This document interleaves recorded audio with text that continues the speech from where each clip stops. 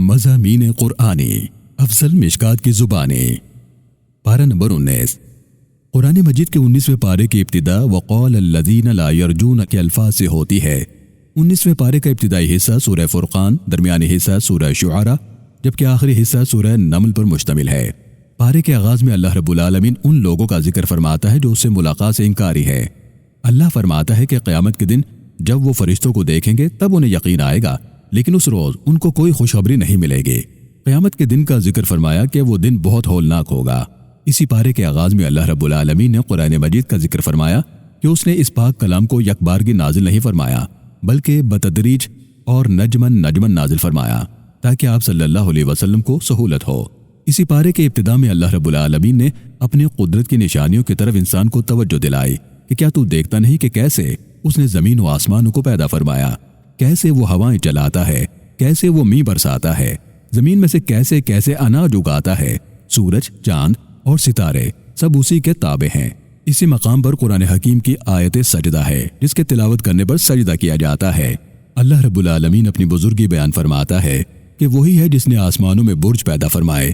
پھر اسی مقام پر اللہ رب العالمین نے اپنے بندوں کے کچھ خصوصیات و صفات بیان فرمائی ہیں کہ میرے بندے عاجزی والے ہیں، جاہلوں کے منہ نہیں لگتے، اپنے وعدے نبھاتے ہیں، بدکاری نہیں کرتے، کسی کو اس کے ساتھ شریک نہیں کرتے، میانہ روی اختیار کرتے ہیں، راتوں کو اس کے حضور قیام کرتے ہیں، اس کے حضور توبہ و استغفار کرتے ہیں، اپنے لیے، اپنے اہل و عیال کے لیے ہدایت کی دعا کرتے ہیں، یہی لوگ کامیاب ہیں۔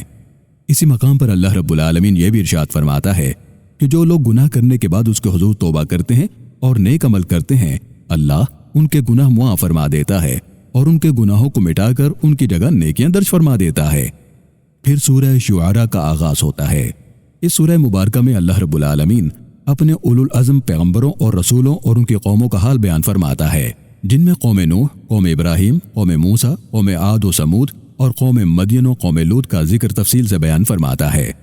سورہ شعراء کے آخر میں جا کر اللہ رب العالمین ایک مرتبہ پھر قرآن حکیم کی عظمت کا ذکر فرماتا ہے کہ یہ پاک کلام اس نے نازل کیا ہے۔ قدیم کتابوں اور صحیفوں میں بھی اس کا ذکر کیا گیا ہے، اسے عربی زبان میں نازل کیا گیا ہے۔